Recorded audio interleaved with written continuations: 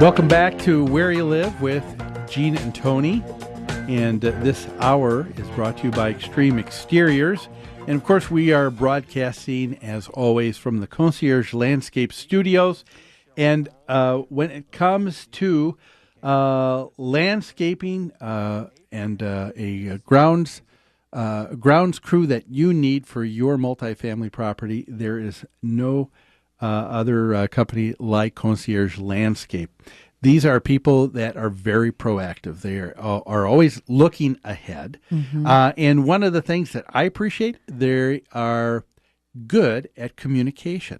That's true. That's very true. And so they don't just react to you. They let you think ahead of what would be the best for your property, mm-hmm. so that you can have the best results possible. Give them a call, 763-213-2410, Concierge Landscape Studio. Concierge Landscape, yes. There we go. But if you are just joining us, we'd love to talk to you about this next topic. This is kind of, I think, an important one that we're going to see coming up here more and more over the next year, and that is this idea of should homeowner associations have it taken away from them, be prevented from being able to foreclose on one of its members when outstanding dues are the result, with them not being able to pay and make their monthly assessments. Mm-hmm. Give us a call, 651-289-4488. Let us know what you think. Yeah. And this is a press release, and this is interesting. I think some of these folks would be great to have on in a future show here, Tony. Mm-hmm. I definitely. agree. And it says that the National Homeowners Advocacy Group, formerly known as the Texas Homeowners Advocate Group, has formed a coalition which will consist of homeowner communities, organizations, businesses, and individuals who are all against all homeowner property owner association homestead foreclosures. And they say that this is a constitutional issue. And that's the part that I would be interested in having them make their case here on the show. Yep. I'd like to know, how is this a constitutional issue? We've mentioned before their acronym, I think, leaves something to be desired. But the National HAGS Coalition for Homeowners Advocacy Group. Uh-huh. But it's one that they have chosen, and they state that you just simply put, associations should not be able to foreclose on unit owners. I think there could be huge problems of anything like this wherever let's to take place. Start here, Gene. Why do homeowners associations have the right to place a lien on my property and foreclose on me if I don't pay my dues? Yeah. Why was that set up that way in the first place? Yeah, we talked about that the last segment, didn't we? Where people have an agreement. When you purchase a home in an association, you're stating that you're agreeing to work together collectively with this group of other homeowners, and you've decided that there are some benefits by coming together. That's right. And in this dialogue of everything that goes on with homeowner associations, we hear everybody talk about everything is wrong and how everything is just terrible. But the fact of the matter is, homeowner associations are growing. And I think the reason they grow is because they provide a service and provide a benefit that people want. I agree with you. They are maintaining commonly owned real estate, and they're enabling this entire group to purchase services together as a group. That gives you much more buying power. We've talked about this before in Minnesota. If I had to pay out of my pocket for someone to plow the snow in my driveway and shovel my sidewalks every week, or every time it snows, that would probably cost me more than the $25.25 of my monthly dues that goes toward that service. That's a very good point. Depending on the size of the homeowner association, the average cost that a homeowner pays monthly for a grounds crew company to take care of all snow removal, all lawn care. That includes the herbicide, the weeding, the herbicides, fertilization, the trimming, the pruning, all of that, the cleanups in the spring and in the fall, and all of that is anywhere between, on the average, $25 and $45 a month. And if you've lived in a single family home, I wish there was. Is there any caller there now who can call us 651-289-4488 and tell us you're paying less than $25 to $45 a month on your single family home for to services. have those services done? So the association is providing services that people want. And so in order to pay for those services, you agree to communal action, meaning you're going to pay a monthly assessment to the Homeowners Association to pay those bills, correct? Oh, yeah. And what happens if I decide out of the 200 homeowners here in my neighborhood, my imaginary neighborhood, I'm not going to pay my share? Now, everybody else has got to come up with something a little bit extra to cover what that person did. That means my neighbors are going to be paying for my lawn care, my trash removal, often my water and sewer, right? Is that right? Is that fair?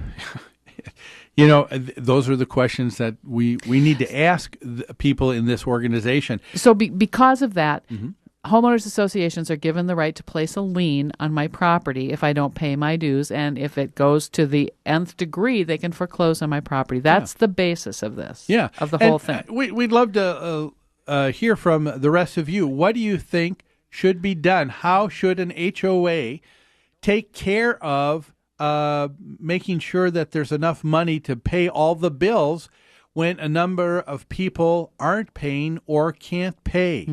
What other things should be in place if it's not foreclosing on them and trying to get someone else in who will pay their dues? We also spoke earlier today about the idea of a homeowners association foreclosing on a unit and then renting it out in order to recoup some of that loss. So there are some good reasons why associations had this right in the first place, right? Oh, yes, definitely. On the other hand, I can see why people are very upset if their $200 a month assessment leads to a foreclosure on their home, especially if they've been paying their mortgage payment. I mean, you can see that that's upsetting. Do you know where some of this issue comes in, I think, Tony, is that we've talked about other issues where someone has been foreclosed on because the amount that they've owed was only $800. It was a very small $1,200 in comparison. Yeah. You know, when you stop and think about, there was that one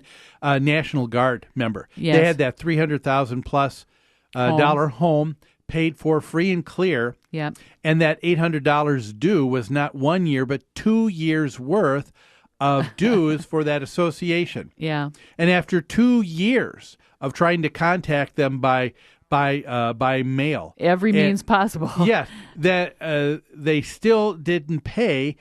I don't think the association wanted to take away the home. They wanted to get their attention. That's right. But this person didn't bother. And it's situations and a specific instance like that gets into this national discussion that puts things, I think, out of perspective. That's not the way it is for most folks. That's right. This idea of prohibiting homeowners associations from ever foreclosing against a property for any reason. Part of the problem for the association is most associations have to keep providing services. Yeah. They can't cut off services to that delinquent home, right? So that causes further problems for the association. Maybe if the association could cut off services to that home, so I'd be willing to give up the right of foreclosure. But Pete, people don't want to take a look at that. It looks like we have got a caller on line 2, Bill. Good morning, Bill. Good morning. You've got a question or a comment? Yeah, I was just wondering, assuming all the paperwork, the lease is properly drawn up, how long does it take now to evict a renter? That's a very good question, Bill. I have to say that county by county, in the metro area, county by county, there's very different time frames. each county regulates housing and evictions.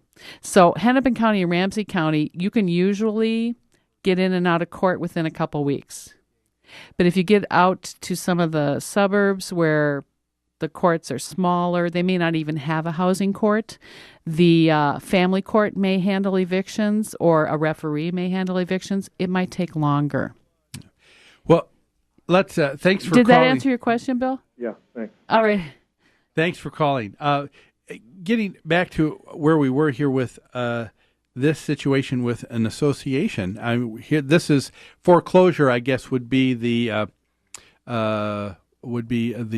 similar structure that landlords have instead of eviction. This is an eviction of a homeowner. That's true. To be for able non-payment. for non-payment. Yeah. And again, the only reason an association really needs to do this is just to be able to continue to pay That's bills. right. It's surprising that in this discussion, a lot of times homeowners who don't like the fact that foreclosure takes place, they are not realizing that what does this do in terms of the added burden to everybody else who has to pay. To your neighbors. Yeah. When you don't pay your dues, you're forcing your neighbors to pay your bills for you. Well, let's talk about this a little bit more. We've got to take one more break, and then after this, one last segment to wrap up our thoughts on this subject. You're listening to Where You Live with Gene and Tony on AM 1280, The Patriot.